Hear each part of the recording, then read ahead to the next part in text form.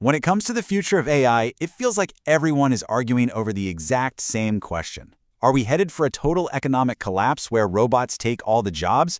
Or is this just another tech bubble that's going to burst and leave human labor perfectly safe? Well, what if I told you that's actually the completely wrong debate to be having? Welcome to this explainer. Today, we're diving into Aurobindo Saxena's brilliant ownership fork framework, and our main goal is to simply and clearly explain a concept called the Distributional Solvency Condition.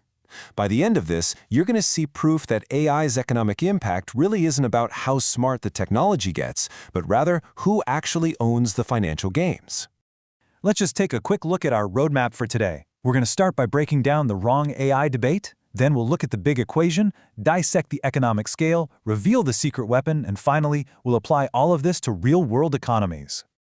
Okay, Section 1, the wrong AI debate, moving beyond pure technical capability. So, the dominant media narrative kind of traps us in this false binary. It's like either AI becomes super smart and takes over everything, or it stays mediocre and we're totally fine. But the true decider of our economic fate isn't what the AI can do, it's who gets to keep the income when the AI actually does the work. Which brings us to Section 2, the big equation, the Distributional Solvency Condition. Now, we need to tackle the mathematical solution to this problem. And hey, I promise it isn't anywhere near as scary as it sounds. The source material outlines this thing called the Distributional Solvency Condition. Essentially, you can just think of this condition as a cosmic balancing act. It's a strict, testable threshold to guarantee that the overall economy doesn't shrink as everyday tasks get automated. For the economy to stay afloat, the growth force that AI creates simply must be greater than or equal to the displacement force it causes. You can visualize this condition as 3 simple steps on a scale. First, we calculate the growth force, which is the cheaper output and higher productivity that AI brings. Second, we figure out the displacement force. That's the economic damage of people losing their paychecks as their tasks are automated. And third, absolutely crucial here, we apply the spending gap.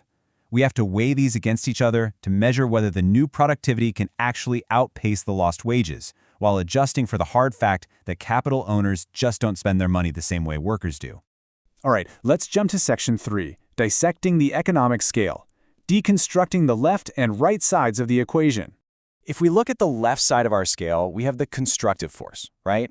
AI, driving productivity, it makes things cheaper, it can expand demand, it's great. But on the right side, we have the destructive force, displacement. Automated tasks literally stop paying wages to humans. And the really important thing to understand here is that AI capability sits on both sides of this scale. It drives growth, for sure, but it also drives displacement at the exact same time.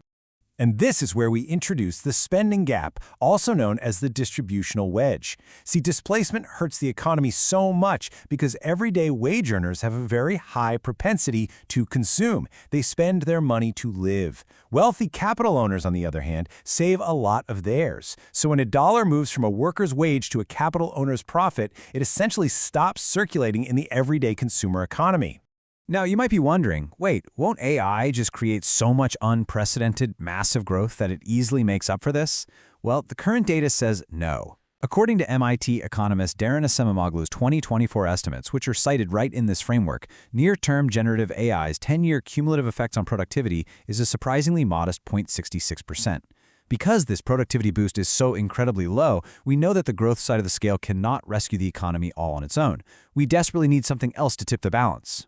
Let's look at Section 4, the secret weapon, the power of reattachment. This brings us to the most vital part of this whole explainer, the actual mechanism that can save the balance of our economic scale. It's called the reattachment rate, or ROE. The reattachment rate measures how effectively we can take those massive gains of AI-driven capital and deliberately get them back into the hands of everyday consumers. Ultimately, if everyday consumers, like you and me, don't have money to spend, the entire economy just contracts. We have to reattach that income. But exactly how we do this matters immensely. Think of economist Arthur Oken's classic leaky bucket analogy. If you try to reattach wealth using punitive taxation, things like wealth taxes or robot taxes, it creates a high amount of leakage. It distorts investment incentives and actually depresses the growth force on our scale before it helps anyone. The better, much more uplifting alternative, ownership broadening.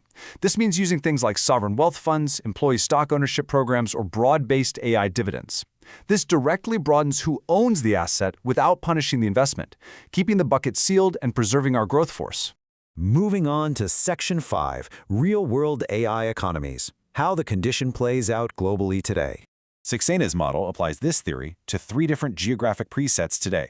The United States has high ownership concentration right now, but it possesses the deep financial infrastructure, like widespread retirement accounts, to easily build up that reattachment rate over time. India, on the other hand, faces a really sharp fork. Its entry-level tech jobs are highly exposed to displacement, and its retail equity participation is much shallower. Meanwhile, the rest of the world faces an even tougher challenge. They don't natively own the frontier AI models at all, which means the capital income sits entirely outside their borders.